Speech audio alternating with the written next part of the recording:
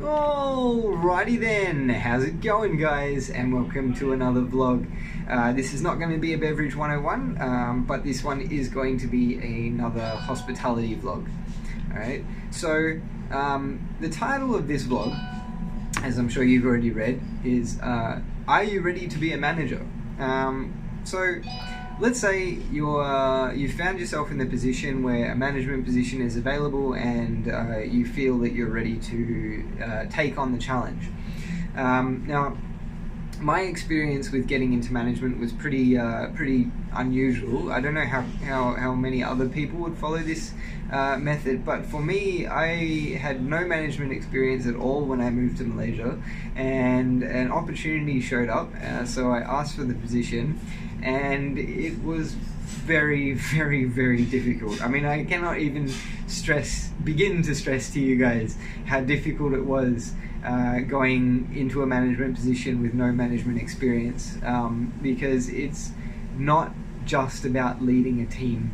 You know, it's about a lot of things, and it's a lot of work, and it does come as one hell of a shock when you step into that position straight from a like front of house role such as server or bar attendant or something like that. My strongest recommendation if you want to get into management would get yourself an assistant manager's position first with a company that will teach you. But you know, if someone offers you a management position at the same time, I always say just go for it, do your best and see what happens. But I wanted to give you guys some tips on what you're going to need if you want to take a management position. And the first thing, and one of the most important things, is being able to command respect. Now, there are two ways in general that you can command respect. The first is through fear, and the second is through mutual respect and patience. For me, I'm a mutual respect and patience sort of guy, but in both of these methods of getting respect come with their ups and downs. You know, for example, getting respect through patience and mutual respect is for me is the best way, because behind my back my staff will still respect me, and you know, you get strong loyalty from most people, but the downside is that some people don't respond well to that sort of style, and they will perceive you as being weak if you try to gain respect that way. That's where gaining respect through fear has its uses, because gaining respect through fear will be faster and more like rock solid. But the problem is that behind your back, you're going to have a lot of problems with your staff complaining and bitching and moaning. And if you've got a really strong personality and you can pull it off, if you can really instill fear into people, then it will probably work for you.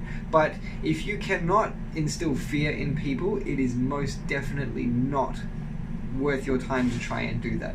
Okay. And it is important for me to distinguish that there is a difference between respect through fear and abusing your staff. Abusing your staff will just make you look like an idiot, and you'll immediately lose respect.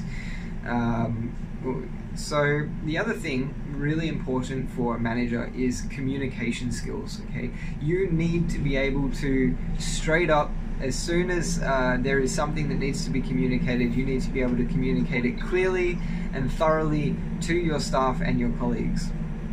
If you're not good with communication, learn to do it before you step into the role. All right. And the last thing, arguably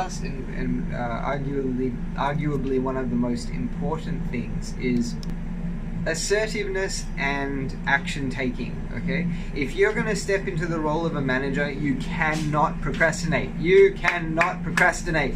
If you get a task that comes across your inbox, or however your system works, you must get on it straight away, and you must keep pushing until it is done. You cannot expect to be able to ask someone to do something one time. That does not work. Okay, I don't know about other types of industries, but in F&B, you need to chase people. constantly. You've got a supplier that's going to send an order. You need to make sure that you are sending that order and make sure that you're communicating with that guy. And you're going to make sure that he knows that if that order is not sent to you on time, you're going to be on his ass until it is. Okay, that is such an important thing.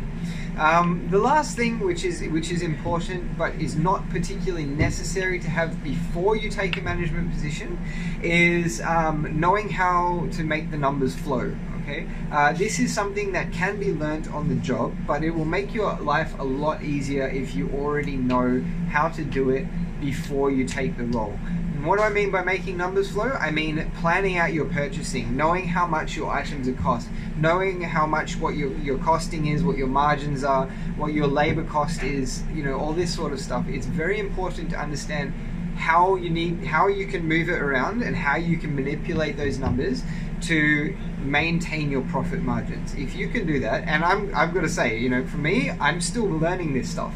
You know, this is the most challenging part of restaurant management for me. But if you can do that, it will make you look like a champion, because your boss will look at your numbers and go, wow, now this guy knows what he's doing. So anyway, that's all I wanted to say. Hopefully it helps anybody who's looking to get into management. And until next time, have a good one.